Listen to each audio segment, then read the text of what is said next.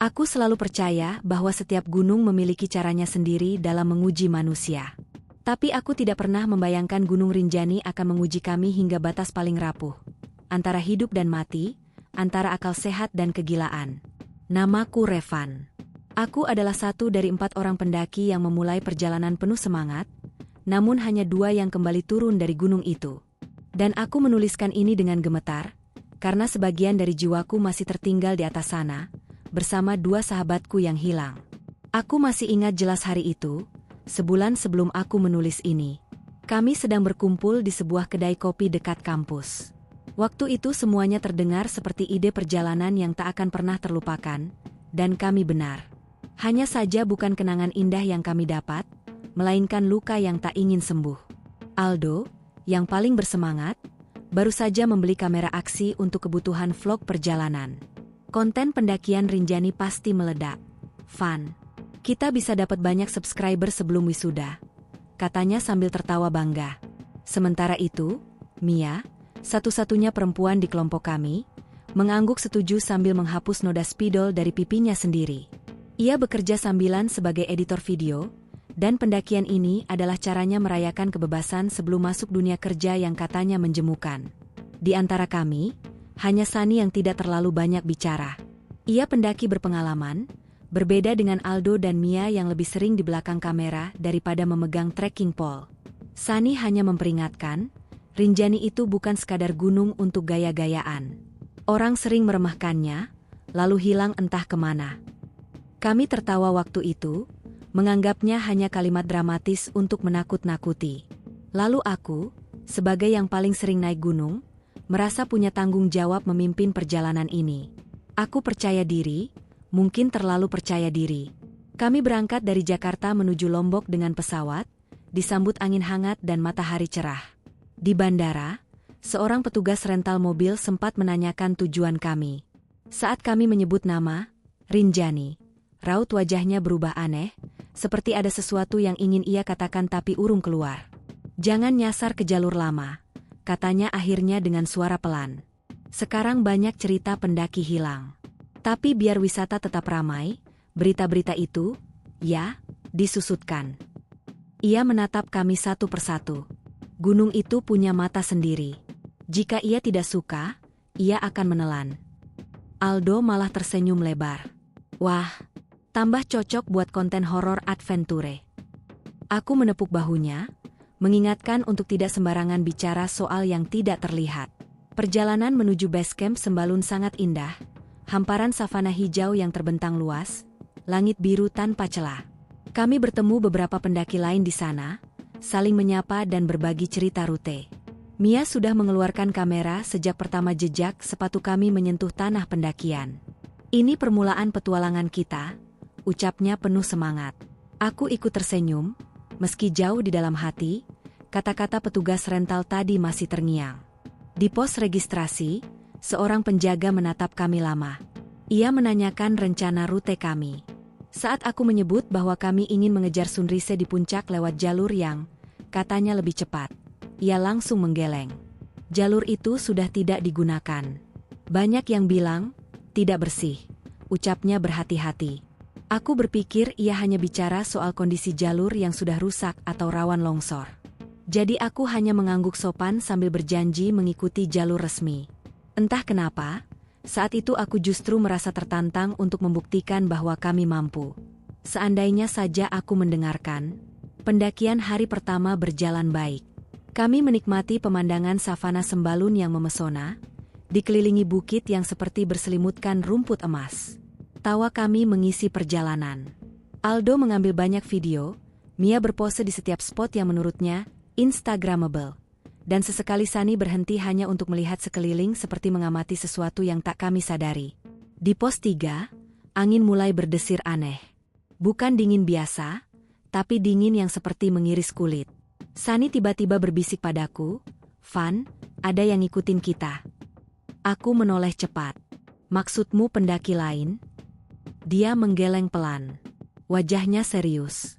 "Bukan manusia." Aku tertawa kecil untuk mencairkan suasana, meskipun merinding menyebar di tengkuku tanpa izin. Aku melihat ke arah belakang. Tak ada siapapun. Hanya semak yang bergerak oleh angin. Tapi perasaan seolah diawasi itu benar-benar terasa. Kami tiba lebih sore dari perkiraan karena banyak berhenti untuk rekaman. Tenaga kami masih full, mental masih berapi-api. Tapi aku tidak tahu bahwa alam sedang mengawasi kami, menunggu saatnya menutup pintu pulang.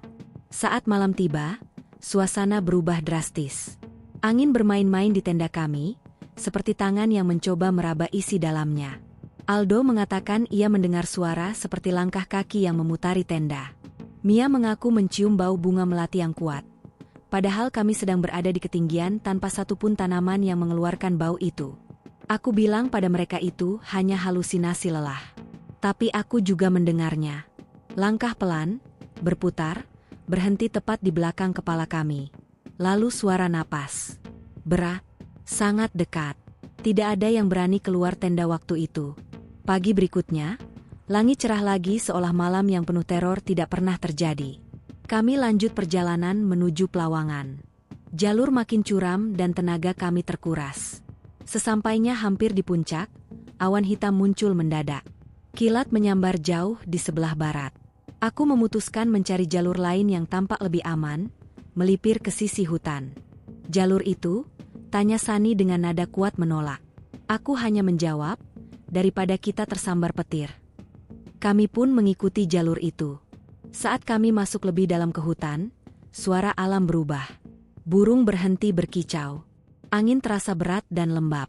GPS Aldo mulai menunjukkan lokasi yang melenceng.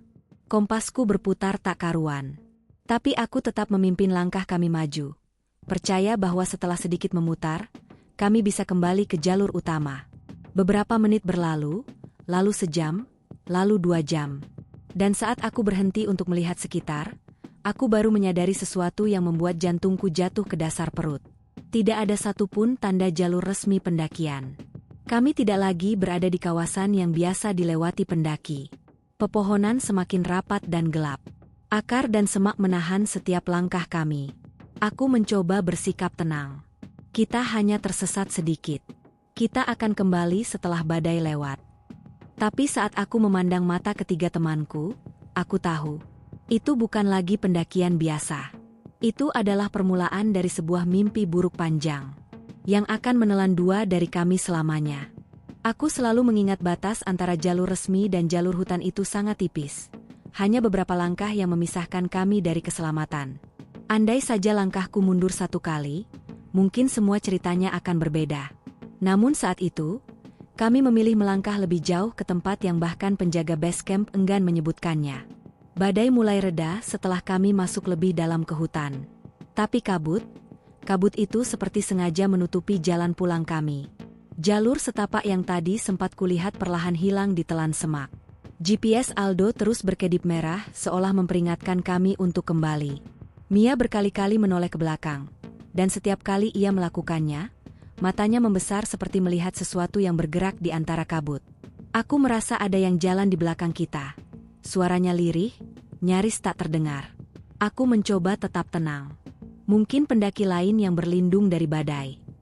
Pendaki lain gak mungkin diam-diam gini. Timpal Sani cepat, nada suaranya serak menahan ketegangan. Aku tahu ia benar. Tanah semakin menanjak, lalu menurun tajam. Kami tak lagi tahu arah. Aku berhenti sejenak, menarik napas panjang, mencoba membaca kondisi di sekeliling kami. Tapi semua terasa sama. Gelap, lembab, sunyi.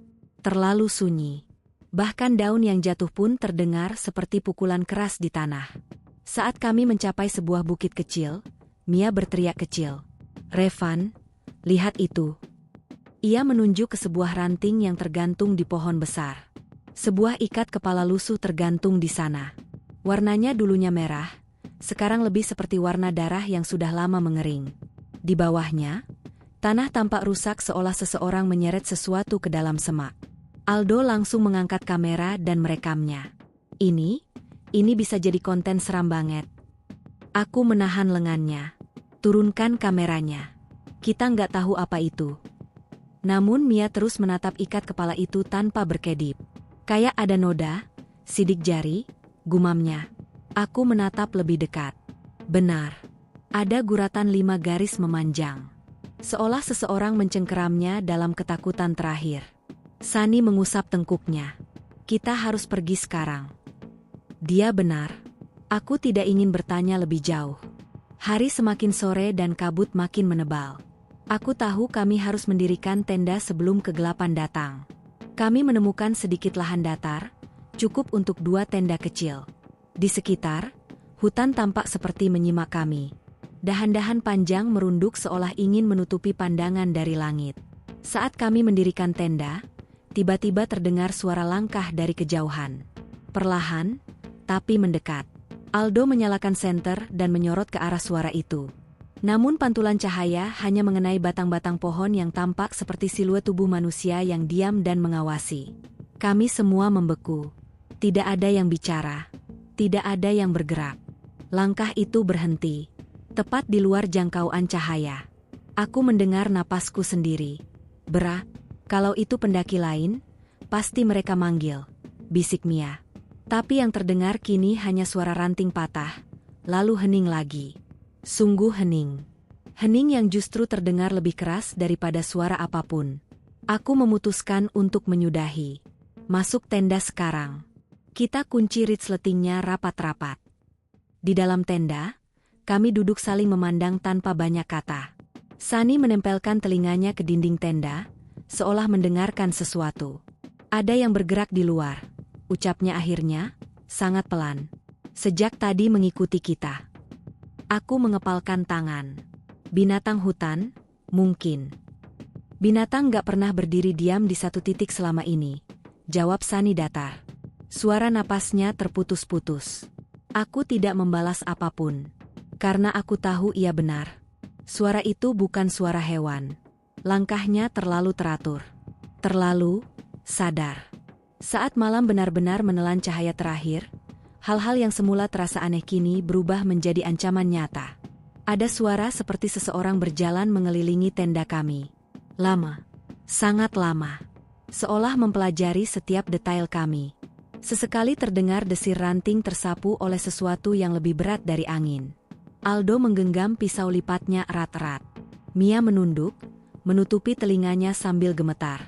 Aku dan Sunny hanya bisa saling menatap dalam gelap. Tidak ada yang berani bernapas terlalu keras.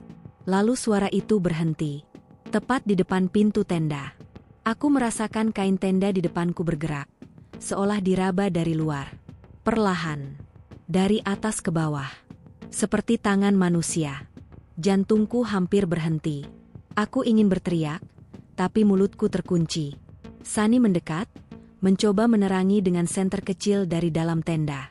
Dan saat cahaya itu menyinari dinding tenda, kami melihat sebuah bayangan memanjang, tinggi, berdiri tepat di luar. Kami terdiam. Tidak seorang pun bergerak. Bayangan itu tidak bergerak juga. Tapi terasa sangat hidup. Mia mulai menangis pelan. Siapa itu? Suaranya nyaris tidak terdengar. Aldo membuka mulut, ingin memanggil, tapi aku segera menutupnya dengan tangan. Tidak ada yang boleh memanggil, tidak ada yang boleh mengakui keberadaannya. Karena aku tahu, apapun yang ada di luar itu, bukanlah manusia. Entah berapa lama bayangan itu berdiri di sana. Bisa beberapa menit, bisa berjam-jam. Aku kehilangan rasa akan waktu. Kabut, angin, dan suara detak jantung kami seperti menyatu dalam kengerian yang tak ada batasnya. Dan saat aku merasa tubuhku hampir menyerah pada ketakutan, bayangan itu perlahan bergerak, menjauh ke dalam suramnya hutan. Tidak ada suara langkah. Tidak ada ranting patah. Ia seperti melayang. Setelah itu, tidak ada yang tidur. Tidak seorang pun. Esok paginya, kami sepakat untuk kembali mencari jalur utama. Tapi semua patokan yang harusnya ada, hilang. Kompas tetap berputar. Matahari bersembunyi di balik kabut abu-abu. Setiap arah terlihat sama. Kita nggak bisa tetap di sini, kataku, berusaha terdengar tegas. Kita harus bergerak, cari jalur turun. Aldo mengangguk dengan wajah pucat. Mia menatap tanah, tidak berani melihat ke hutan. Sunny hanya berkata pelan, kita tidak sendirian di sini. Mereka memperhatikan, menunggu kita salah langkah. Aku menelan ludah. Mereka siapa? San? Ia mengangkat wajahnya. Di matanya, aku tidak melihat ketakutan. Aku melihat kepastian. Yang sudah lebih dulu hilang. Dan mereka tidak ingin kita pergi. Saat itulah, untuk pertama kalinya, aku benar-benar merasa bahwa kami telah memasuki wilayah yang tidak boleh dijelajahi manusia. Dan Gunung Rinjani sedang menutup pintu pulangnya. Hari ketiga tersesat, aku mulai ragu apakah kami benar-benar masih berada di jalur pendakian Rinjani. Hutan ini seperti labirin yang berubah-ubah bentuknya setiap kali kami melangkah. Pohon-pohon menjulang tinggi seperti dinding penjara. Kabut mengambang menutupi pandangan, membuat kami sering menabrak ranting yang jatuh dari entah mana. Kami berjalan tanpa arah yang jelas. Setiap kali memilih jalan, kami selalu kembali ke tempat yang sama. Sebuah batu besar dengan lumut merah yang menempel di sisinya. Setidaknya 3 kali kami berputar kembali ke sana. Ketika pertama kali menyadarinya, Mia langsung histeris. Aku nggak mau di sini lagi. Kenapa kita balik terus ke batu ini? Aldo mencoba menenangkannya. Sabar, Mi, mungkin kita cuma salah baca arah. Tapi wajah Sani sudah pucat. Ini bukan salah arah. Hutan ini mempermainkan kita. Aku ingin menyangkalnya, tapi kata-katanya terasa terlalu benar untuk dibantah. Kami memutuskan untuk beristirahat sejenak. Sani memeriksa peta fisik yang ia bawa, tapi garis-garis jalur yang harusnya jelas, tampak tidak masuk akal dengan kondisi lapangan yang kami lihat. Mia duduk di tanah, memeluk lutut sambil menutup telinga. Ia sudah tidak ingin melihat kamera lagi. Berbeda dengan Aldo, ia justru terus merekam. Kalau kita selamat nanti, katanya berusaha tersenyum, ini bakal jadi dokumenter paling gila sepanjang sejarah channel kita. Aku tahu ia sedang mencoba menjaga semangat kami tetap hidup. Tapi justru perkataannya terasa seperti doa yang dipaksakan, dan doa itu tidak terkabul. Ketika Aldo mengarahkan kamera ke sekeliling, layar menampilkan sesuatu yang membuat kami semua terpaku. Di balik kabut, pada layar kecil itu, muncul sosok hitam berdiri mematung. Tubuhnya kurus. Kepalanya miring ke satu sisi. Tidak terlihat wajahnya, hanya kegelapan. Aldo menelan ludah. Apa itu? Namun ketika ia menurunkan kamera dan menatap langsung ke arah yang sama, tak ada apa-apa. Dan saat kamera kembali diangkat, sosok itu mendekat. Tanpa suara, tanpa gerakan. Tiba-tiba ia sudah jauh lebih dekat dari sebelumnya. Mia menjerit, menghentikan Aldo untuk terus merekam. Aku refleks menarik kamera dari tangannya dan mematikannya. Aldo marah, tapi aku tak peduli. Benda itu malah narik perhatian mereka. Bentakku. Sani menatapku serius. Revan benar. Di tempat seperti ini, yang terlihat di kamera bukan selalu yang ada di dunia kita. Kami semua tahu, kita sedang diawasi oleh sesuatu yang tidak bisa dipahami manusia. Hari semakin gelap. Langit yang tadi cerah berubah menjadi hitam pekat tanpa peringatan. Hujan turun tiba-tiba, deras seperti dicurahkan dari ember raksasa. Kami terburu-buru mencari tempat berlindung, dan di titik itulah kami melihatnya. Sebuah pondok kecil tua di tengah hutan. Dindingnya dari kayu lapuk, atapnya hampir runtuh. Tapi itu satu-satunya tempat berteduh yang bisa kami temukan. Apa kita yakin tempat ini aman? Tanya Mia dengan suara bergetar. Saat ini, lebih aman daripada hujan di luar, jawabku cepat, meskipun hatiku berkata lain. Kami masuk ke dalam pondok itu. Bau apek langsung menusuk hidung. Di salah satu sudut, ada bekas perapian tua. Sani mencoba menyalakan api kecil dengan sisa ranting kering. Mia duduk sambil memeluk tubuhnya, masih menggigil ketakutan. Aldo sibuk memeriksa GPS dan kamera, yang terus error tanpa sebab. Aku memperhatikan dinding pondok itu. Ada banyak goresan, seperti seseorang menulis sesuatu dengan kuku. Kata-katanya tidak jelas, bahasa yang tidak kukenal. Tapi ada satu kalimat dalam bahasa Indonesia yang membuatku merinding. Mereka meniru suara kita. Aku memanggil Sani, menunjukkannya. Matanya menyipit. Ini peringatan. Belum sempat kami mencerna maknanya, terdengar suara dari luar pondok. Reva Aan, Mia, Saani. Suaranya serak, memanjang, seperti suara seseorang yang tersedak. Kami saling berpandangan. Itu suara Aldo. Masalahnya, Aldo sedang duduk tepat di depan kami. Aku menoleh ke arahnya, dan ia juga mendengarnya. Ia berdiri perlahan, wajahnya ketakutan. Itu suara gue. Suara itu terdengar lagi. Lebih keras. Lebih dekat. Reva Aan, Mia A, Saani. Dan kali ini, kami mendengar tambahan. Bolehkah aku masuk? Aldo mundur, hampir terpeleset. Mia menutupi mulutnya, terisak. Aku dan Sani meraih pisau dan tongkat yang kami temukan di pondok itu. Meski kami tahu, apapun yang ada di luar sana, pisau mungkin tidak akan berguna. Suara hujan tiba-tiba berhenti. Hening mendadak membuat dunia terasa lebih asing. Pintu pondok perlahan bergetar, seperti ada yang mendorongnya dari luar. Aku bersiap. Nafasku memburu. Tapi saat itu, Sani berbisik cepat. Jangan jawab. Jangan sahuti. Jangan akui. Suara tiruan itu terus memanggil. Semakin putus asa. Aku bingin, tak olong buka pintu. Tubuhku merinding sampai tulang. Suara itu benar-benar identik dengan suara Aldo. Tapi ada sesuatu yang salah dengannya, terlalu datar, terlalu teratur. Tidak memiliki rasa.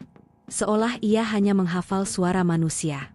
Seolah ia tidak mengerti makna di balik kata-kata itu. Kami membatu. Menunggu suara itu pergi.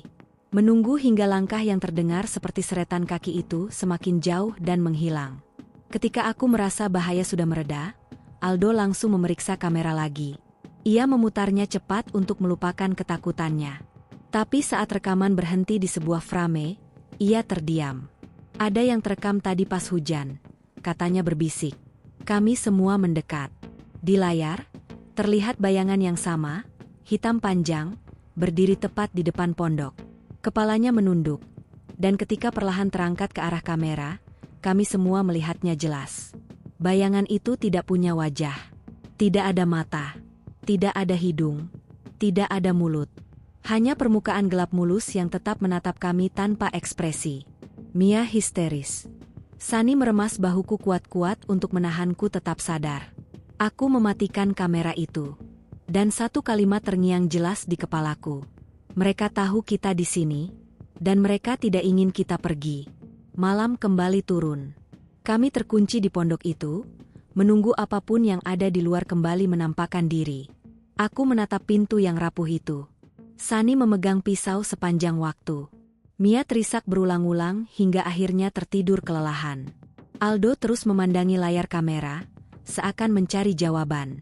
Dan aku hanya bisa menatap kegelapan sambil berharap matahari esok masih mau terbit untuk kami. Tapi jauh di dalam hati, aku tahu ini baru permulaan dari teror yang sebenarnya. Aku masih ingat jelas bagaimana matahari perlahan turun di balik garis punggungan Rinjani, meninggalkan sisa cahaya jingga yang membias di permukaan danau Segara Anak.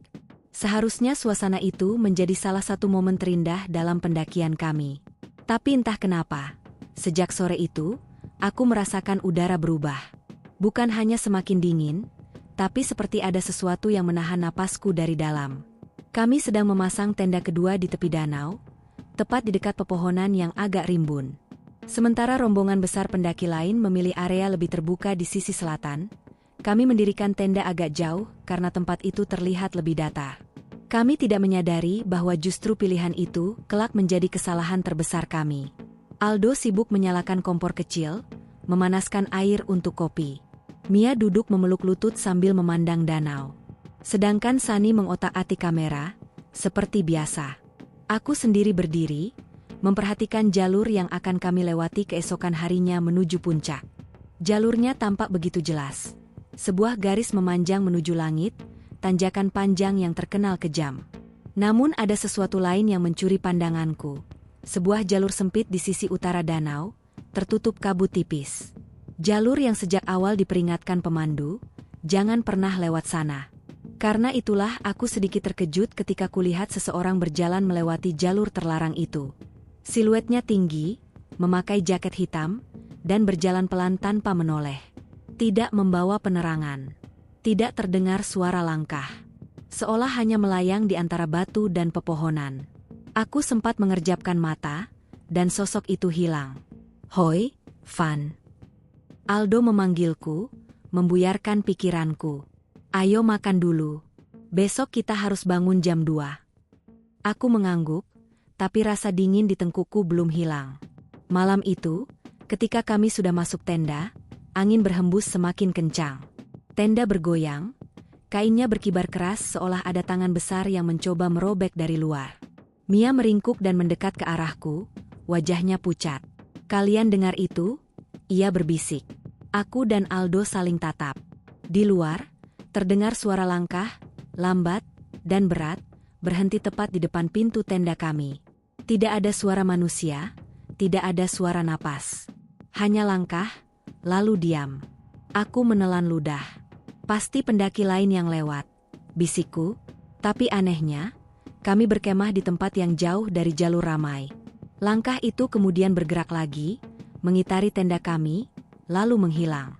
Aku mencoba meyakinkan diriku sendiri bahwa itu hanya hewan. Babi hutan mungkin. Tapi entah mengapa, aku tahu itu berbeda. Hewan tak melangkah seberat itu. Dan hewan tak akan berhenti tepat di depan pintu, seakan mengintip dari balik kain. Sekitar jam 1 malam, aku terbangun oleh suara gemerisik di luar. Tidak seperti langkah tadi.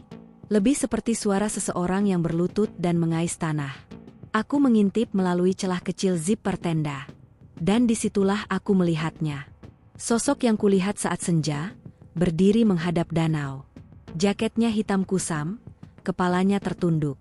Ia tidak bergerak, tetapi tubuhnya tampak seperti bergetar perlahan. Di belakangnya, air danau berkaca, tapi tidak memantulkan bayangannya. Aku terpaku. Kemudian, perlahan ia memutar kepala, terlalu perlahan. Seperti lehernya terlalu kaku untuk mengikuti gerakan tersebut. Dan aku sadar, wajahnya tidak terlihat. Semua hanya gelap. Kosong. Aku refleks mundur, bernapas tersengal. Kulihat arah luar lagi, dan sosok itu telah menghilang. Tidak ada pijakan kaki. Tidak ada suara air. Tidak ada tanda keberadaan. Hanya danau yang dingin dan diam. Aku tidak tidur sampai fajar. Pagi itu, kami bersiap menuju puncak. Arah barat sudah terang sepenuhnya. Mia masih terlihat ketakutan dan mengeluh sakit kepala. Sani bahkan tidak banyak bicara. Hanya Aldo yang berpura-pura santai. "Santai saja. Mungkin Van cuma halu karena kecapean," katanya, menepuk pundakku. Aku tidak menjawab. Setelah pengecekan perlengkapan, kami mulai berjalan. Jalur awal landai, namun setelah 20 menit, kabut tiba-tiba turun. Bukan kabut biasa, melainkan kabut tebal yang datang terlalu cepat, seolah memotong dunia kami dari lokasi camp. Aku mengangkat GPS di ponselku. Titik lokasi menunjuk kami di jalur yang benar. Namun pemandangan di depan kami tidak menunjukkan tanda jalur pendakian yang seharusnya. Tidak ada pasir dan kerikil khas tebing puncak. Tidak ada pendaki lain. Hanya pohon-pohon pinus dan tanah becek. Seolah kami berjalan semakin ke bawah, bukan ke atas. "Tunggu, ini kok seperti kembali ke area hutan bawah?" gumam Sani. Aldo memeriksa kompas. Jarumnya aneh. Ke utaranya berubah-ubah. Mia menggigit bibir. "Aldo, kita tersesat ya?" Aku hendak menjawab ketika langkahku berhenti mendadak. Karena di depan kami berdiri sebuah batu besar yang tidak mungkin ada di jalur puncak. Batu itu menyerupai bentuk kepala manusia, bermata cekung hitam dalam, mulut menganga seperti menjerit. Dan di bagian bawahnya, terdapat tumpukan batu-batu kecil yang disusun rapi seperti sesajen. Aku merasakan tengkuku kembali dingin. "Kita balik arah," ujarku cepat. "Sekarang." Tapi saat kami berbalik, kabut menjadi lebih pekat. Jalur belakang kami menghilang total, hanya putih padat di setiap sudut. Hutan berubah menjadi labirin. Dan untuk pertama kalinya, aku mendengar suara berbisik dari dalam kabut itu, suara berat dan serak, menyebutkan nama kami satu persatu. Reva Aan, Saani, Aldo, Mia A. Kami saling pandang. Tidak ada yang berkata apa-apa. Karena sejak momen itu, kami tahu, pendakian ini tidak lagi tentang mencapai puncak. melainkan tentang keluar dari tempat yang tidak pernah menerima kami sejak awal. Dan Rinjani baru saja mulai menutup jalannya. Aku tidak tahu sejak kapan tepatnya kami benar-benar tersesat. Yang aku tahu, setiap langkah yang kami ambil justru menjauhkan kami dari jalur naik puncak. Kabut di sekitar kami begitu tebal, seperti selimut dingin yang terus menutup penglihatan. Hanya beberapa meter ke depan yang terlihat. Kompas tidak berfungsi. GPS juga terus memutar, kehilangan sinyal. Dan yang lebih mengerikan, seakan-akan hutan di depan kami berubah bentuk setiap menitnya. Astaga, aku kedinginan, ujar Mia, suaranya bergetar, menahan takut dan udara yang menggigit tulangnya. Kita terus jalan dulu sampai dapat tempat terbuka, kata Aldo, memaksakan diri tegar. Tapi aku tahu nada suaranya tidak lagi setegas sebelumnya. Ada kegusaran, ada ketakutan yang mulai menusuk. Langkah kami berat. Napas terengah-engah. 1 jam berlalu tanpa arah yang jelas. Sani, yang biasanya paling banyak bicara, sekarang hanya diam dan memeluk kameranya erat-erat. Aku rasa kita harus berhenti dulu, katanya akhirnya. Aku takut kita malah muter-muter. Aku ingin setuju. Tapi sebelum sempat berbicara, aku mendengar suara, samar, seperti langkah seseorang yang mengikuti dari belakang. Krees, krees. Kami semua spontan menoleh. Tidak ada siapa-siapa. Kabut berdiri seperti tembok putih yang menelan jarak. Kalian dengar juga? Tanya Mia, hampir menangis. Aku mengangguk pelan. Mungkin pendaki lain. Belum sempat aku menyelesaikan kalimat itu. Suara itu kembali, lebih dekat. Krees, krees. Dan kemudian, terdengar suara nafas berat, seolah seseorang berdiri di balik kabut, mengamati kami. Aldo meraih tongkat trekkingnya, bersiaga. Oi, siapa? Tunjukkan diri. Tidak ada jawaban. Hanya napas, dan langkah yang memutari kami. Pelan, tapi pasti. Jangan pisah, jangan ada yang keluar dari lingkar. Kataku cepat, berdiri merapat pada yang lain. Kabut di depan bergerak, seperti ada sesuatu besar yang menggeser udara di sana. Kami menunggu. Diam. Menahan napas. 1 detik, 2 detik, 3 detik. Tiba-tiba, sesuatu berlari cepat melewati kami. Hanya berupa bayangan hitam yang melesat di antara pepohonan, membuat daun dan ranting bergetar hebat. Mia langsung menjerit. Aku hampir melempar tongkat yang kugenggam karena kaget. Apapun itu, bukan pendaki. Setelah bayangan itu menghilang, hutan menjadi sunyi. Terlalu sunyi. Bahkan angin seolah berhenti. Tidak ada suara serangga, tidak ada burung. Hanya kami dan kabut yang rasanya semakin menekan. Kita harus turun, kembali ke danau, kata Sani dengan suara gemetar. Ini sudah bukan jalur pendakian. Aku mengangguk. Arah kita tadi dari barat, jadi balik ke timur.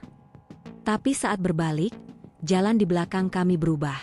Pohon-pohon yang sebelumnya hanya beberapa batang, kini rapat seperti tembok raksasa. Tidak ada tanda tanah bekas pijakan. Seakan jalur yang kami lewati, ditelan hutan. Kok bisa begini? Desis Aldo. Aku tak menjawab. Aku tahu ini bukan lagi sekadar tersesat. Ada sesuatu yang membuat kami tetap tinggal. Sesuatu yang tidak ingin kami keluar. Kami akhirnya memutuskan berjalan turun mengikuti arah tanah menurun, walau tidak yakin apakah itu benar menuju danau. Kami butuh air. Kami butuh tempat berlindung. Setiap beberapa langkah, suara-suara aneh muncul dari kegelapan di balik kabut. Suara seperti seseorang berlari lalu berhenti mendadak. Suara batu kecil dilempar ke arah kami. Suara bisikan serak memanggil nama kami. Dan bau busuk, seperti bangkai yang sudah lama membusuk. Mia terisak ketakutan. Aku mau pulang, aku mau pulang. Aldo menggenggam lengannya. Tenang, kita akan keluar dari sini. Tapi aku melihat mata Aldo, dan aku tahu ia sedang berbohong demi menenangkan Mia. Sekitar sore hari, kabut mulai menipis. Kami tiba di sebuah sungai kecil yang airnya mengalir pelan. Lega rasanya mendengar suara air setelah berjam-jam hanya mendengar sunyi yang menakutkan. Kami mengisi botol. Minum lahap. Sani memotret sekeliling. Mungkin sebagai dokumentasi. Atau mungkin sebagai pelampiasan rasa takut. Tapi setelah mengambil beberapa gambar, ia tiba-tiba tampak panik. Aku harus lihat dulu, gumamnya sambil memperbesar salah satu foto. Kami mendekat. Foto itu memperlihatkan kami berempat, tengah berjalan di kabut. Tapi ada sosok kelima yang berdiri di belakang Aldo. Sosok itu memakai jaket hitam panjang, kepalanya tertunduk, tak punya wajah.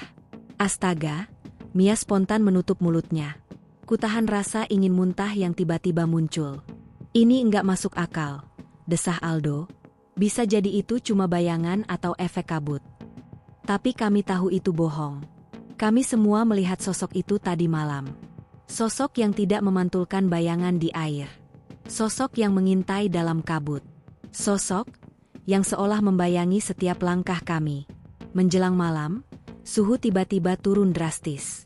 Jauh lebih dingin dari yang seharusnya di area bawah puncak. Kami mendirikan tenda seadanya di pinggir sungai, berharap setidaknya suara air bisa mengalihkan pikiran kami. Tapi rasa takut tetap begitu besar. Aldo dan Sunny mencoba menyalakan api kecil. Sementara aku dan Mia bersebelahan di dalam tenda, berusaha menghangatkan tubuh. Aku merasa tubuh Mia terus menggigil. "Van," bisiknya. "Kalau kita mati di sini, ada yang bakal nemuin kita nggak?" Aku mengepalkan tangan. "Hei, jangan ngomong begitu. Kita pasti kembali. Kita cuma perlu mengikuti alur sungai. Pasti bermuara ke danau." Mia mengangguk lemah. Aku ingin terus menenangkannya. Tapi saat itu, suara langkah kembali terdengar, tepat di luar tenda. Langkah berat itu berhenti tepat di sisi tempatku berbaring. Lalu terdengar suara gesekan kuku, menyusuri dinding tenda. Sret, sret, sret. Mia menahan napas, tubuhnya kaku. Aku bahkan tak berani bergerak. Aku mencengkeram pisau kecil di kantung jaketku, satu-satunya senjata yang kupunya. Langkah itu berhenti tepat di depan pintu tenda. Diam. Seolah mendengarkan kami bernapas. Aku merasakan bulu kuduku berdiri semua. Hutan kembali sunyi. Sungai seperti berhenti mengalir. Dunia menahan napas. Lalu, dengan suara serak yang begitu jelas dari luar kain, sosok itu memanggil nama kami. Bukan dalam bisikan lagi, melainkan dengan suara menyerupai manusia tapi benar-benar salah. Reva Aan, Mia A, Aldo, Saani. Kami membeku. Dan saat itulah aku sadar. Apapun yang mengikuti kami, bukan berniat membantu, tapi menunggu kami kehabisan harapan. Pendakian ini resmi berubah menjadi perburuan. Dan kami adalah buruannya.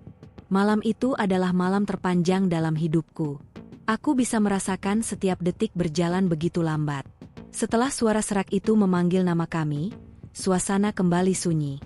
Tapi sunyi yang justru membuat tubuhku semakin gemetar hebat. Aku dan Mia masih di dalam tenda. Aku yakin langkah itu masih mengintai di luar sana. Kami hanya berani saling bertatapan dalam gelap, berusaha membaca ketakutan satu sama lain.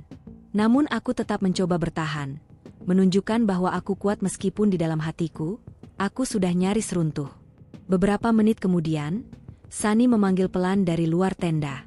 "Van, Mi," suaranya serak dan bergetar. "Aldo, dia hilang." Aku langsung keluar. Dan benar saja, camp kami tampak kacau. Kompor terbalik. Sebagian barang berpindah tempat. Dan Aldo, yang semestinya berada di tenda kecil satunya, menghilang tanpa jejak. "Dia tadi mau ambil tali yang jatuh di luar," ujar Sunny dengan napas terputus-putus. Aku dengar dia teriak pelan, kayak ada yang narik dia. Pas aku keluar, dia udah nggak ada. Aku merasakan lututku lemas. "Kamu dengar ke arah mana?" tanyaku cepat. Sunny menggeleng. "Nggak tahu." Teriaknya cuma sebentar. Gelap banget. Aku menyalakan headlamp. "Kita cari. Kita nggak boleh ninggalin dia." Mia ingin memprotes, tapi aku menatap matanya. "Jika kita berhenti bergerak, kita mati." Kami berjalan perlahan ke arah pepohonan. Setiap langkah terasa berisiko. Gelap begitu tebal meski sinar lampu menembusnya. Seolah hutan ini menelan cahaya, dan hanya menyisakan bayangan paling pekat. Tak lama, kami menemukan tali yang dimaksud Aldo, tersangkut pada akar pohon, basah dan berlumut. Tapi tidak ada tanda keberadaan Aldo. Tidak ada jejak sepatu. Tidak ada suara. Kita harus teriak namanya, ucapku pada akhirnya. Sunny menggeleng keras. Enggak, jangan. Kalau yang di luar sana dengar kita. Aku tahu ia benar. Suara memanggil nama justru bisa mengundang sesuatu yang lain datang. Van, Sunny berbisik. Kalau Aldo nyasar, setidaknya dia bisa kembali ke camp. Tapi kalau dia ditarik makhluk itu. Aku menutup wajah dengan tangan. Diam. Kita belum tahu. Kita cari ke arah sungai. Kami menyusuri tepi sungai pelan-pelan. Namun suasana makin tidak masuk akal. Suara air yang mengalir tadi menghilang sepenuhnya. Sungai di depan kami tampak diam, seolah seluruh dunia berhenti bernapas. Lalu air itu perlahan berubah warna. Hitam, pekat, dan bau busuk menyeruak. Sungai ini bukan sungai yang sama. Lirih Mia, mundur beberapa langkah. Aku menatap permukaan air yang kini bergolak kecil, seperti ada sesuatu di dasar yang bergerak, bersiap muncul ke permukaan. Kita kembali sekarang, seruku. Tapi saat kami berbalik, Aldo berdiri di sana, di antara pepohonan. Tubuhnya kaku, kepalanya sedikit tertunduk. Al? Mia melangkah kecil, nyaris menangis lega. Aku menahan lengannya. Sesuatu terasa sangat salah. Sunny mencoba mendekat sambil mengarahkan lampu ke wajah Aldo. Dan kami semua terpaku. Bagian wajah Aldo seperti hilang. Tidak ada mata. Tidak ada hidung, tidak ada mulut. Hanya permukaan kulit datar yang pucat, bergerak-gerak seperti sedang meronta dari dalam. Aldo, atau apapun itu, kemudian memiringkan kepala. Gerakan yang salah, seolah lehernya hampir patah. Lalu ia langkah maju satu kali, dan melompat ke arah kami. Kami menjerit. Aku menarik Mia dan berlari tanpa arah. Sunny menyusul di belakang. Aldo mengejar. Berlari cepat, terlalu cepat untuk manusia. Langkahnya menghantam tanah dengan suara retak menakutkan. Nafasku hampir hilang karena panik dan udara yang dingin. Kami terus berlari hingga menemukan sebuah cerukan tanah yang cukup besar untuk bersembunyi. Kami masuk bertiga, menahan napas. Suara langkah berat itu berhenti tepat di atas kami. Kami saling pandang, mata kami mencari harapan dalam kegelapan. Tidak ada. Suara napas itu lagi, serak, berat. Reva Aan, Mia A. Saani. Suaranya datang dari tenggorokan yang rusak. Seolah pita suaranya disayat sesuatu. Lalu hening beberapa detik. Aku menahan napas sampai paru-paruku perih. Aku tidak tahu berapa lama kami harus menunggu, tapi terasa seperti seabad. Hingga akhirnya, suara langkah itu menjauh perlahan. Aku tetap menunggu beberapa menit lagi sebelum keluar dari persembunyian. Sunny menangis tanpa suara. Mia terduduk lemas, wajahnya basah oleh air mata. Aku menghela napas panjang, tubuhku hampir roboh. Itu bukan Aldo, kataku pelan. Bukan lagi. Mia menutup telinga, tidak ingin mendengar kenyataan itu. Dan aku ingin membohongi diriku sendiri. Tapi sulit mengabaikan apa yang baru kami lihat. Aku mulai sadar. Ada sesuatu yang mengambil mereka satu persatu. Mengambil wujud mereka. Dan mungkin, jiwa mereka. Kami kembali ke camp dengan tubuh menggigil. Kami tidak punya pilihan lain. Kami butuh perlindungan, sekecil apapun itu. Aku dan Sunny mencoba memperkuat tenda dengan batu dan kayu, meski percuma rasanya menghadapi sesuatu yang tidak bisa kami lihat jelas. Mia tiba-tiba berdiri, memandang ke arah hutan yang gelap. Dia masih hidup, ucapnya pelan. Aldo masih bisa diselamatkan. Aku segera menariknya kembali. Mia, yang tadi itu bukan Aldo lagi. Jangan sampai kamu. Mia menangis keras, mendorong dadaku. Kamu pikir aku nggak tahu? Tapi aku nggak mau ninggalin dia begitu saja. Aku sayang dia, Van. Aku terdiam. Sunny menunduk. Kita akan cari dia besok. Waktu masih ada. Tapi sekarang, kita butuh bertahan sampai pagi. Kami akhirnya masuk ke tenda. Bertiga memeluk satu sama lain, mencoba tetap sadar dan tidak tertidur. Karena kami tahu, jika kami tertidur, kami mungkin tidak akan bangun lagi. Mia akhirnya terlelap terlebih dahulu. Kepalanya bersandar di bahuku. Aku bisa merasakan tubuhnya masih gemetar. Sunny duduk di depan pintu tenda, memegang pisau kecil, berjaga semampunya. Aku hampir memejamkan mata ketika suara itu datang lagi, tepat di samping tenda. Berbisik dari balik kain yang tipis itu. Giliran siapa? Sekarang? Kami membeku. Air mataku jatuh tanpa kusadari. Karena aku yakin, Rinjani belum selesai dengan kami.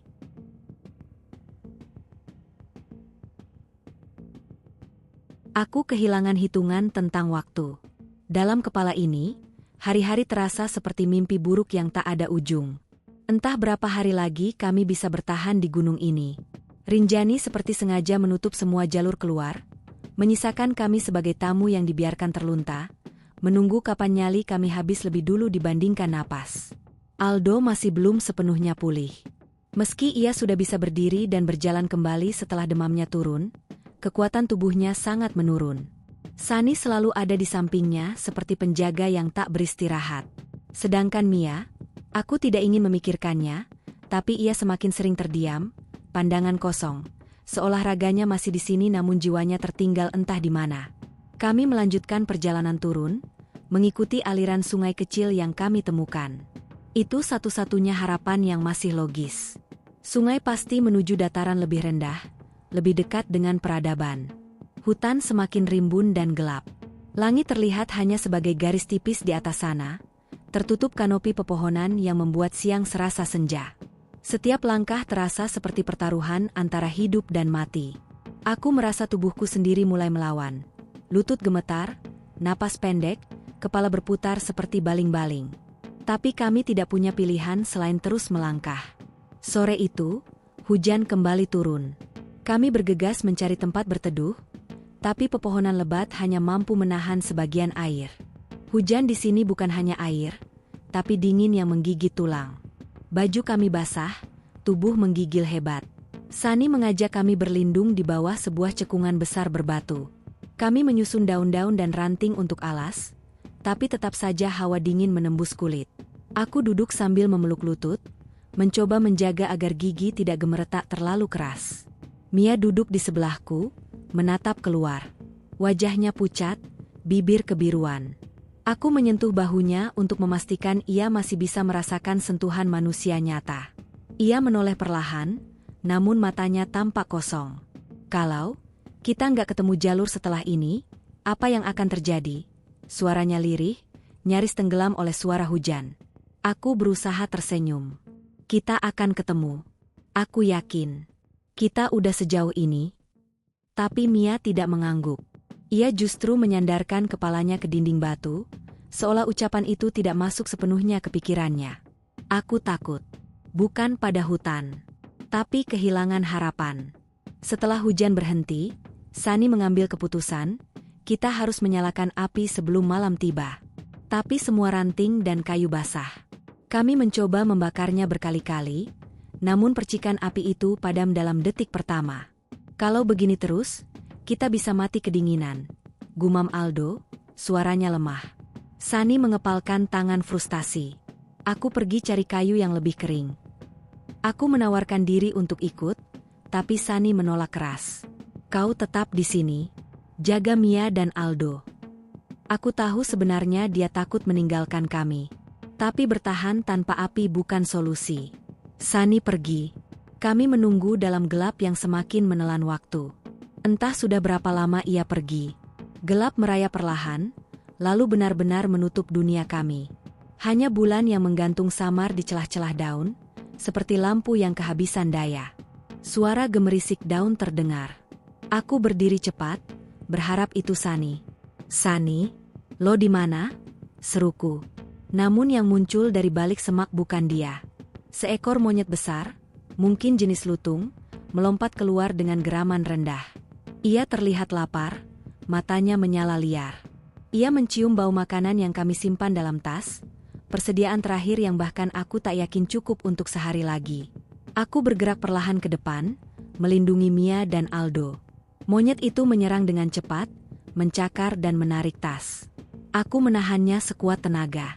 Hewan itu jauh lebih kuat dari yang kubayangkan. Giginya hampir menerkam lenganku jika aku tidak mendorongnya tepat waktu. Dalam kepanikan itu, Mia berteriak keras. Aldo berusaha bangkit namun jatuh kembali. Akhirnya tas kami tercabik. Si monyet meraih sebagian makanan dan kabur. Aku terduduk, nafas terengah. Itu, bekal terakhir kami yang signifikan. Kami saling menatap tanpa kata. Rasa lapar yang semula hanya menyiksa berubah menjadi ancaman nyata. Sunny baru kembali ketika malam sudah pekat. Ia membawa beberapa kayu yang sedikit lebih kering dari ranting basah sebelumnya. Nafasnya terengah, wajahnya tegang. "Kem, kemana makanan kita?" Suaranya meninggi begitu melihat tas terbuka. Aku menjelaskan singkat, tanpa bisa menutupi rasa bersalah yang menyayat. Sunny hanya terdiam. Ia memandang kami satu persatu lalu menepuk wajahnya sendiri. Bukan marah pada kami, tapi pada keadaan. Kita nggak bisa lagi nunggu bantuan. Kita harus paksa diri turun besok. Kalau enggak, kita mungkin nggak akan bangun lagi, katanya pelan namun tegas. Kami akhirnya berhasil menyalakan api kecil. Lidah-lidah kecil cahaya itu terasa seperti satu-satunya kehidupan yang tersisa dalam dunia gelap ini. Kami menghangatkan tubuh, tapi rasa lapar membuat pikiranku semakin kacau. Aldo terlihat mengantuk. Namun setiap kali ia memejamkan mata, tubuhnya tersentak. "Takut kalau gue tidur, gue nggak bangun lagi," ujarnya sambil tertawa ringkih. Sunny menepuk pundaknya pelan. "Gue bakal bangunin kalau lo ketiduran." Mia hanya menatap api tanpa berkedip. Aku harus beberapa kali memanggil namanya agar ia sadar. Kekuatan psikologis kami runtuh satu persatu. Aku berharap pagi segera datang. Tapi malam itu terasa tidak berkesudahan. Seperti hutan sengaja memperpanjang gelapnya demi menyaksikan kami perlahan menyerah. Tengah malam, suara samar terdengar. Seperti kain tergerus angin, atau langkah kaki ringan dekat pohon besar. Aku refleks meraih batu di dekatku. Kupikir hewan lain datang. Namun suara itu terdengar lagi. Lebih jelas. "Mia ah." Aku membeku. Aldo langsung menutup telinga. Mia menoleh, bukan dengan rasa takut, tapi harapan yang aneh. "Dengar, itu suara kakakku," gumamnya. Aku menatapnya tajam. "Mia, nggak ada siapa-siapa di sini. Kita jauh dari siapapun." Mia berdiri, berjalan ke arah kegelapan tanpa rasa ragu. Aku dan Sunny langsung memegang tangannya. "Jangan, itu bukan suara manusia." Mia berusaha melepaskan diri. "Dia datang jemput aku. Aku harus pergi." Ia menjerit dan menangis. Tenaganya liar. Kami memeganginya erat agar ia tidak lari ke jurang kematian. Aldo hanya bisa menonton sambil menutup wajahnya. Tubuhnya menggigil hebat. Ia hampir berhasil menerobos pegangan kami jika Sunny tidak dengan cepat memeluknya kuat-kuat dari belakang. Tangis Mia akhirnya mereda, tapi tatapannya tetap kosong. Api kecil di depan kami berkerlap-kerlip seakan hampir padam. Aku merasa napasku terengah keras. Hutan ini tidak hanya menguji tubuh kami, tapi warasnya pikiran. Aku menatap sekeliling, memeluk lutut, mencoba tetap terjaga. Dalam hati aku berdoa, entah pada siapa. Dan untuk pertama kalinya sejak kami tersesat, aku merasa kematian lebih dekat daripada harapan. Rinjani ingin kami menyerah. Dan kami tinggal menentukan siapa yang tumbang duluan. Malam itu tidak pernah benar-benar berakhir. Ketika gelap akhirnya mulai bergeser menjadi temaram, kami sudah tidak lagi mengharapkan keajaiban. Yang kami inginkan hanyalah satu hal sederhana. Tetap bernapas ketika matahari terbit. Sunny adalah yang pertama berdiri pagi itu. Ia menatap kami satu persatu, mata cekung dan merah. Kita turun lewat arah sungai lagi. "Tapi kali ini, apapun yang terjadi, jangan berhenti," katanya lirih namun tegas. Kami mengangguk tanpa bicara. Suara sudah jadi barang mahal untuk dihabiskan pada hal yang tidak perlu. Aku membantu Aldo berdiri. Langkahnya goyah, tapi ia berusaha menyembunyikan rasa sakit. Mia hanya mengikuti di belakang kami, wajahnya tidak menunjukkan emosi apapun. Seolah rasa takut, sedih, atau marah sudah habis. Kami berjalan berjam-jam menembus belantara. Semak berduri menggores kulit, lumut licin membuat kami sering terpeleset. Perut kosong membuat kepala berputar. Namun kami memaksa kaki maju, karena mundur berarti mati. Siang itu, kami menemukan sesuatu yang membuat jantungku berhenti sejenak. Sebuah kain merah tergantung di dahan pohon besar. Bukan kain alami, bukan penanda alam. Ini milik pendaki. Mungkin rombongan lain, mungkin regu pencari, atau... Aku tidak berani menyelesaikan pikiranku. Sunny meraih kain itu. Ada yang pernah lewat sini, katanya seperti ingin meyakinkan dirinya sendiri. Kami mengikuti arah kain itu menunjuk, jalur yang tampaknya lebih terbuka, meski tetap asing. Untuk pertama kalinya setelah sekian hari, ada secercah harapan. Namun hutan Rinjani tidak pernah memberi harapan tanpa menagih harga. Langkah Aldo tiba-tiba melemah drastis. Ia berhenti, memegangi dadanya. Napasnya tersengal keras, seperti ada batu menekan paru-parunya. Gue nggak bisa, suaranya hampir tak terdengar.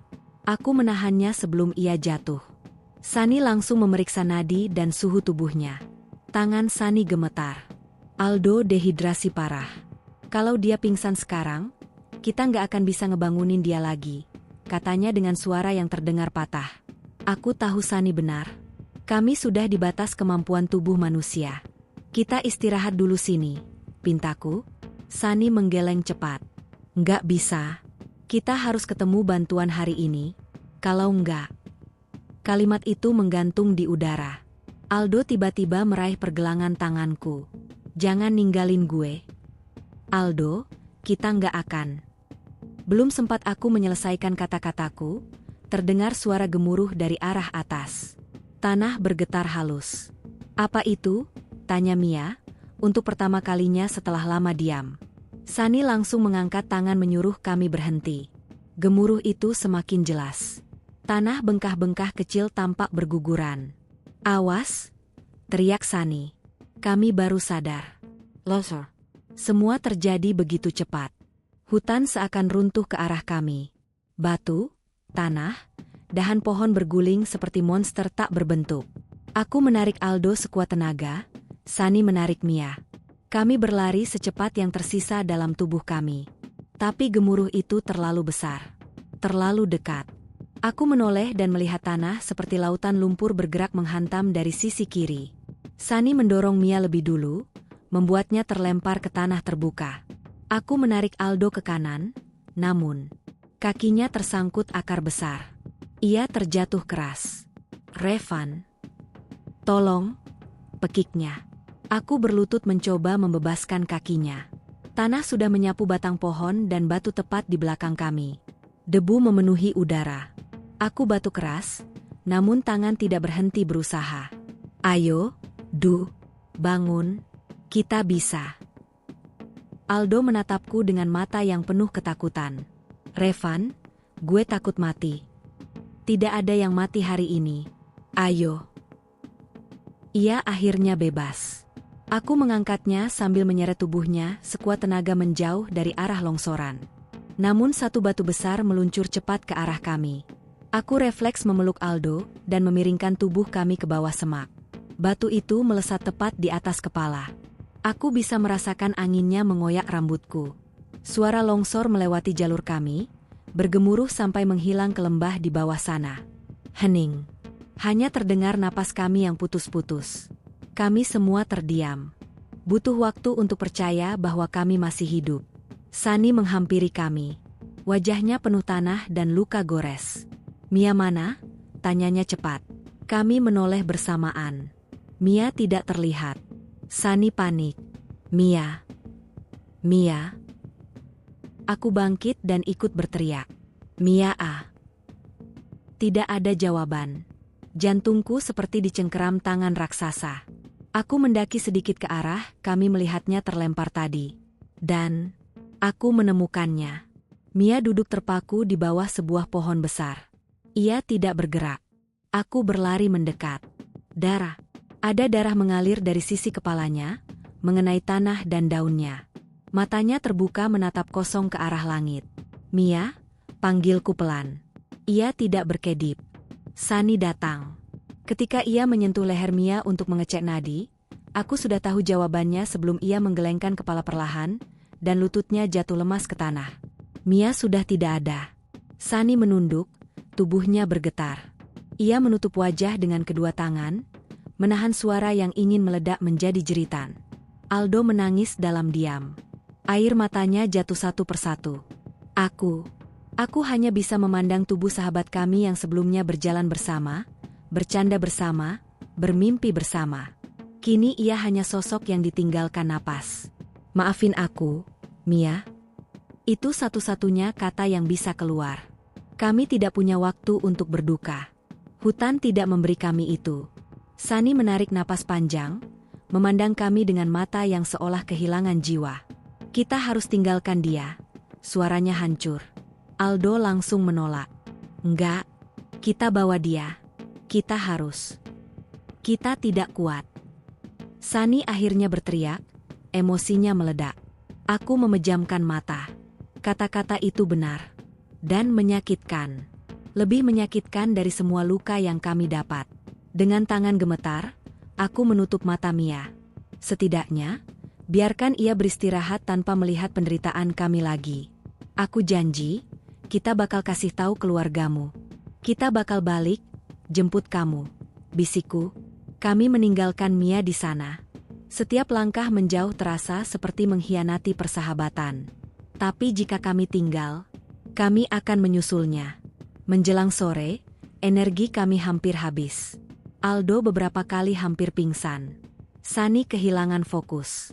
Aku mulai berhalusinasi melihat garis-garis putih seperti jalur pendakian. Namun setiap kali kudekati, itu hanya ilusi cahaya menembus dedaunan. Sampai akhirnya, aku melihat sesuatu yang membuat tubuhku terpaku.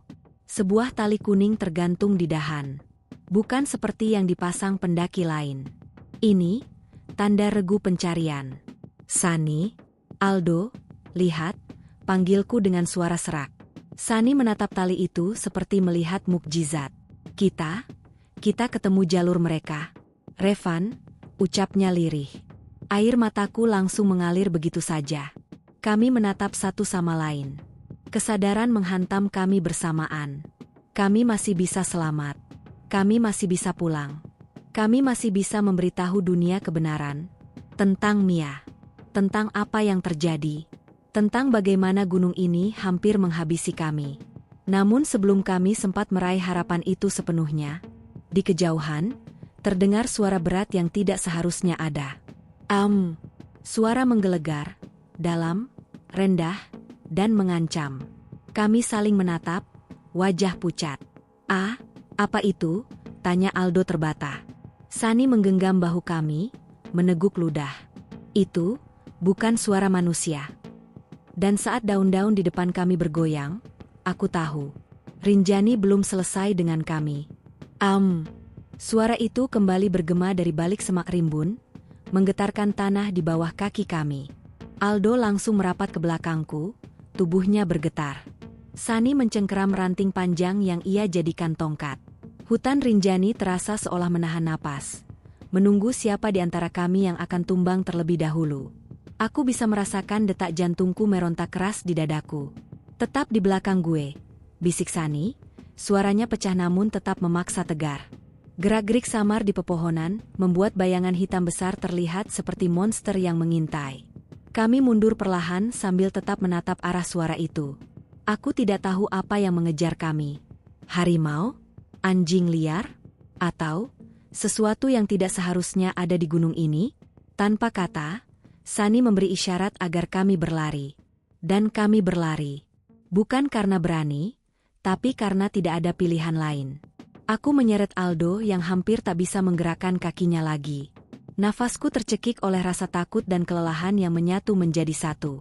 Setiap kali aku menoleh ke belakang, aku merasa bayangan gelap itu semakin mendekat. Hingga tiba-tiba, cahaya. Di depan kami, di balik tirai pepohonan, terlihat cahaya putih yang tidak mungkin berasal dari sinar matahari senja. Cahaya itu bergerak, naik turun, seolah dibawa seseorang. Center, teriak Sunny dengan suara yang dipenuhi harapan. Bantu, Tolong! Aku berteriak sekeras yang mampu paru-paru ini keluarkan. Cahaya itu mendekat dengan cepat. Suara manusia terdengar, tegas tapi cemas. Di sini, ada yang selamat. Saat beberapa orang berseragam mendobrak semak ke arah kami, tubuhku lemas. Aku menutup mata. Rasanya, seperti mimpi yang terlalu mahal. Aku pingsan sebelum sempat merasakan tangan mereka menyelamatkan kami. Aku terbangun di dalam tenda logistik, di tengah operasi SAR. Bau obat, suara radio, langkah kaki prajurit. Aku berusaha bangun namun rasa nyeri menahan tubuhku. Tenang, kamu aman sekarang. Seorang petugas SAR menahanku dengan lembut. Aku menoleh mencari Sani dan Aldo. Mereka berbaring tidak jauh dariku, masih hidup, masih bernapas. Aku hampir menangis hanya karena melihat dada mereka bergerak. Namun kebahagiaan itu hanya berlangsung sesaat. Karena wajah keluarga Mia muncul dalam pikiranku. Dan rasa bersalah menindih dada ini lebih berat dari batu longsor. Beberapa petugas mendekati kami. Mereka harus tahu apa yang terjadi pada Mia. Akan kuberitahukan semuanya. Longsor, luka di kepalanya, lokasi terakhir ia berada. Aku sudah bersiap untuk bicara, tapi seseorang masuk ke tenda, membuat para petugas langsung terdiam. Pria itu memakai seragam dinas kehutanan. Wajahnya dingin, bukan karena lelah, tapi seperti sudah memikirkan sesuatu sejak awal. Kalian ditemukan di zona terlarang, katanya tanpa basa-basi. Banyak area di Rinjani tidak boleh dilewati. Demi keselamatan dan demi reputasi. Aku mengernyit bingung. Apa maksud Bapak? Teman kami masih di sana, Mia, dia harus ditemukan. Pria itu mengangkat tangan, memotong kalimatku. Kalian harus istirahat. Jangan pikirkan hal-hal yang membahayakan pihak lain. Aku merasakan sesuatu yang aneh. Kata, membahayakan, itu bukan tentang keselamatan kami, tapi tentang informasi yang kami bawa. Aku harus memberitahu lokasi Mia. Kami akan tangani semuanya. Nada suaranya seperti perintah, bukan janji. Aku tahu caranya bicara. Aku tahu tatapan itu. Aku tahu ini bukan sekadar penyelamatan. Ini kontrol. Ini penyaringan cerita. Aldo terbangun malam itu, duduk di sampingku. Pandangannya kosong. Revan, lo pikir mereka beneran bakal nyari Mia? Suaranya pecah. Aku tidak menjawab. Karena aku tidak yakin. Aldo menunduk, menggenggam rambutnya, menahan tangis. Dia nggak boleh hilang gitu aja. Kita harus. Aku memegang bahunya. Kita akan pastikan dia nggak dilupain. Meski dalam hati, aku takut kebenaran akan dikubur bersama jasad Mia. Beberapa hari kemudian, kami dipulangkan ke Lombok dengan penjagaan media yang, anehnya, sangat minim. Tidak ada wartawan. Tidak ada liputan langsung. Semua diberlakukan seperti insiden kecil yang tidak penting dibicarakan. Saat aku bertanya kepada salah satu petugas tentang laporan resmi kejadian, jawabannya selalu sama. Ini demi nama baik wisata dan kenyamanan publik. Kata-kata itu menamparku lebih keras dari batu longsor manapun. Sebelum kami meninggalkan posko, aku mencuri dengar percakapan dua relawan SAR yang memandang ke arah hutan dengan wajah gelisah. Mereka nemuin tanda-tandanya? Belum jelas. Katanya jasad, tapi bagian kepalanya hilang. Entah kena batu atau, kamu tahu sendiri. Kalau publik tahu soal ini, tamat pariwisata. Aku terpaku. Jasad? Yang mereka temukan apa? Benarkah itu Mia? Apa yang sebenarnya menimpa kami di gunung itu? Aku ingin bertanya lebih jauh. Tapi ketika mata mereka menyadari aku mendengarkan, mereka langsung diam dan pergi. Sebelum kami dipulangkan, pejabat itu kembali menemui kami. Ia tersenyum, senyum yang terasa seperti ancaman. Kalian istirahat saja di rumah. Jangan pikirkan hal yang tidak-tidak. Gunung ini aman. Tidak ada yang perlu kalian ceritakan kepada media. Mengerti? Aku memandangnya tajam. Kalau keluarga Mia menanyakan kebenaran, kami akan bicara. Wajahnya mengeras. Berhati-hatilah dengan apa yang kalian sebut sebagai kebenaran. Tidak semuanya baik untuk keluar ke publik. Ia berlalu, menyisakan ketakutan baru dalam diri kami. Sesampainya di rumah, kami diperlakukan seperti korban bencana biasa. Tidak ada yang tahu apa yang kami hadapi di sana. Media hanya menyebut 3 pendaki berhasil dievakuasi setelah dilaporkan hilang. Tidak ada detail. Tidak ada nama Mia. Tidak ada kata meninggal. Hilang, seolah ia tidak pernah ada.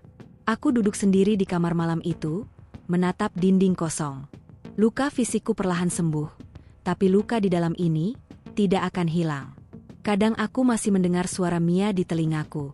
Kadang aku bermimpi ia menatapku dan bertanya, "Kenapa kamu tinggalin aku?" Dan aku tidak punya jawaban. Sani menghubungi kami beberapa hari kemudian. Ia ingin bertemu. Aku datang. Aldo juga. Kami duduk bertiga dalam diam. Hanya suara hiruk pikuk kota dari kejauhan yang terdengar. Dunia berjalan seperti biasa, seolah tidak peduli siapa yang hilang di gunung. "Aku kembali ke Lombok minggu depan," kata Sani pelan. "Aku mau cari apapun tentang Mia." Aku menatapnya. "Kalau lo pergi, gue ikut." Aldo mengangguk. "Gue juga." Kami bertiga saling memandang. Ada rasa takut. Ada trauma yang masih mencengkram. Tapi ada satu hal yang lebih kuat. Kami tidak akan biarkan sahabat kami hilang tanpa jejak. Sani menepuk meja pelan. "Kita utang nyawa ke dia." Aku mendongak menatap langit-langit. Aku masih bisa dengar suaranya. Gumamku, seolah dia belum pergi. Sani dan Aldo menatapku tanpa mengalihkan pandangan. Mungkin Mia memang belum benar-benar pergi. Mungkin sesuatu masih tertinggal di gunung itu. Sesuatu yang ingin kami temukan. Atau sebaliknya, sesuatu yang menunggu kami kembali. Aku menutup buku catatan kecil yang baru kutulis. Judulnya hanya satu kalimat. Yang hilang di Rinjani tak pernah benar-benar hilang. Dan sebelum aku memejamkan mata malam itu, aku bersumpah pada diriku sendiri. Aku akan kembali ke gunung itu. Untuk Mia. Untuk kebenaran. Dan untuk melawan diam yang ingin membungkam cerita kami. Karena jika tidak, gunung itu akan terus menelan nama-nama pendaki. Tanpa ada yang berani bertanya, kenapa mereka tidak pernah kembali. Cerita ini belum berakhir. Gunung itu masih memanggil. Dan aku, suatu hari, akan menjawab panggilannya.